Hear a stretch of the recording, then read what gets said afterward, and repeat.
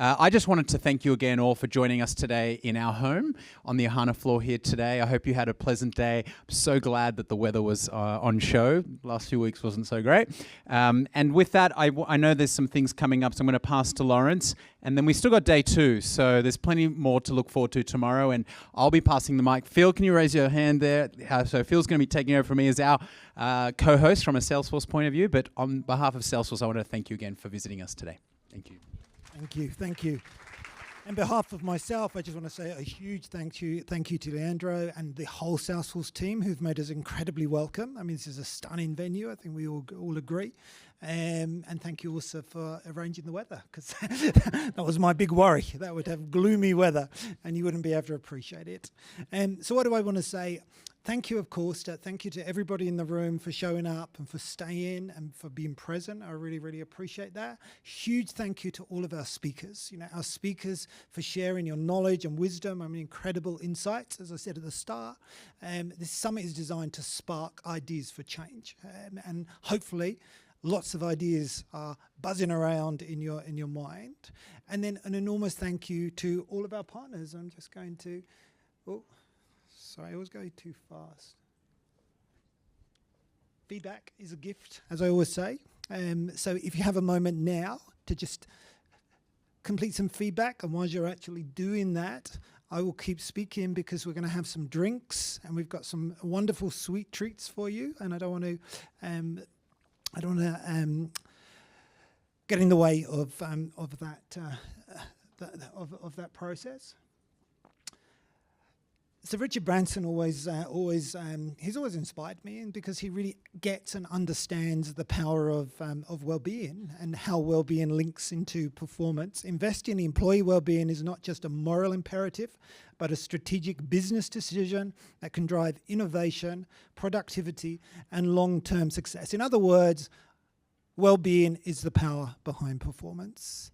And what drives performance, in our language, it's leadership. Holistic leadership, it's culture, high performance culture, and it's human potential. Because my belief is that we all have enormous potential, and work, as Claire said, what we do every day, and well-being, a life well lived, should come together. Because then we have a joyful life.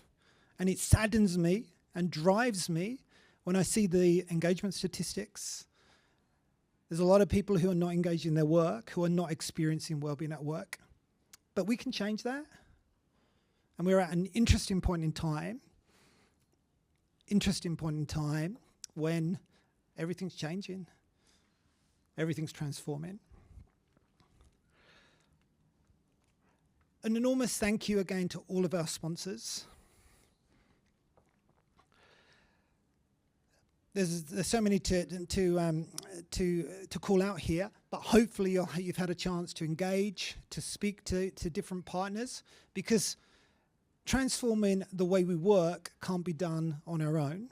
It requires an ecosystem. I use this word a lot these days, so apologies if I overuse it, but it does. It requires an ecosystem, radical collaboration that Michelle Crawford always talks about.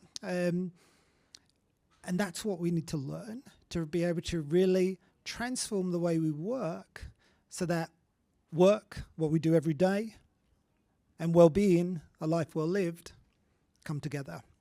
So on that note, I say thank you to you all.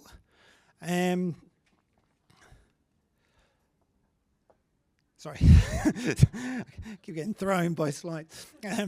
So I say thank you to you once again. Please join us for a drink. We've got some non-alcoholic wine, which is provided by Altina. So keep an open mind if you like non-alcoholic wine. So please enjoy the wine, and then we have some sweet treats from Tap the Gap. So thank you very much. And we'll be back tomorrow, so we kick off again at 9:15, and Sean will be co-chairing tomorrow with Craig. Thank you.